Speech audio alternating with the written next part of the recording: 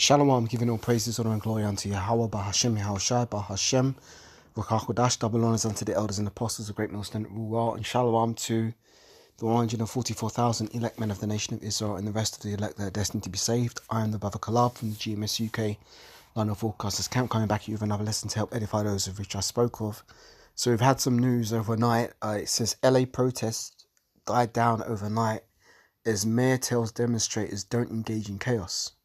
So the summary says protests against immigration raids in Los Angeles appear to have quieted down overnight after a third day of unrest. Mayor Karen Bass urged protesters not to engage in violence and chaos. The protests have been mainly limited to downtown Los Angeles. Our correspondent Peter Bowles says things seem quieter on Sunday night. On Sunday, vehicles were set alight and a British photographer needed surgery after being shot with a sponge bullet. Here's the key point. The protests gave Trump an opening to follow through on his promise to use his presidential powers to clamp down on left-wing lawlessness, writes North America correspondent. The president has already called in the National Guard against the wishes of the California's governor, Gavin Newsom. Now, this is just a short one. Actually, there's a little bit more information here. It says, as we've been reporting, law enforcement officers in LA have been using what are often referred to as less lethal weapons as a means to disperse protesters. The term often refers to rounds like rubber bullets, sponge bullets, and tear gas. Here's a look at what these terms mean. Rubber bullets. These are projectile rounds fired from guns and feature a rubber coating around a metal core. Though described as less lethal, rubber bullets can cause significant injuries and even death. Sponge bullets, also known as sponge grenades, these projectiles are about 40 millimeters, which is 1.5 inches long, and are made of foam. Like rubber bullets, these can cause serious injuries. Tear gas. Often deployed by US law enforcement during unrest, tear gas is a chemical compound that causes irritation to the eyes, throat, and lungs. Its effects are typically felt immediately. So basically, a lot of these people are upset about the deportations that are taking place from ICE, and they're mounting protests against it. But Donald Trump is coming down with the heavy hand and calling in the National Guard. So what scriptures should be coming to mind as we see this stuff? Good scriptures that come to mind would be 2nd Ezra, the 15th chapter. Let's go there. Actually, Matthew 24 as well. Let's start with Matthew 24 as we journey to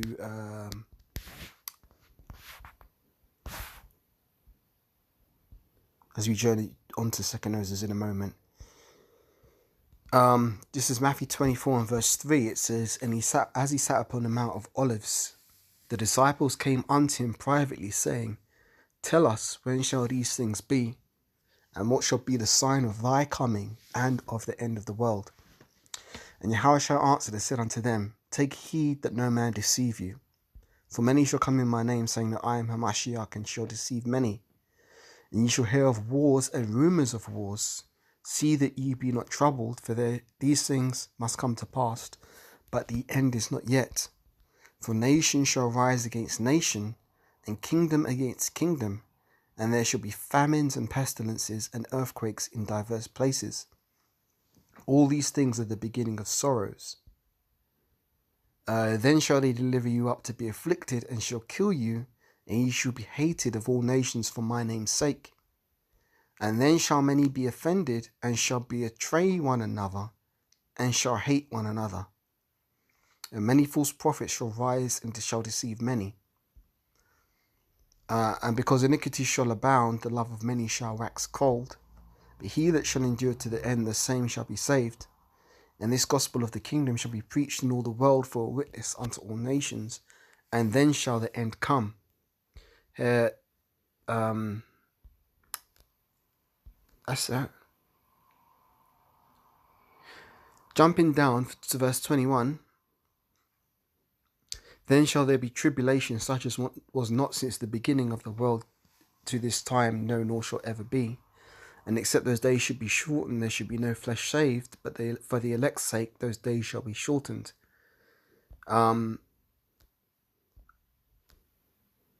Yeah, that's all I wanted to read on that. Basically, we're just describing the times of the end, which is what we're in right now. You know, we've seen, earthquakes in diverse places. We're constantly hearing of wars and rumors of wars. And we're seeing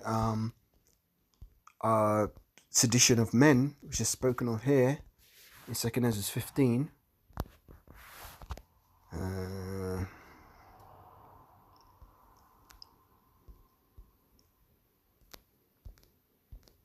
Just gonna find it, bear me.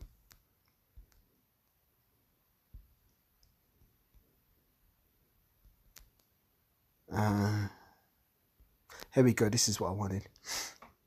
2 Ezra 15 and 15. For the sword and their destruction draweth nigh, and one people shall stand up and fight against another, and swords in their hands. For there shall be sedition among men, and invading one another. They shall not regard their kings nor princes, and the courses of their action shall stand in their power.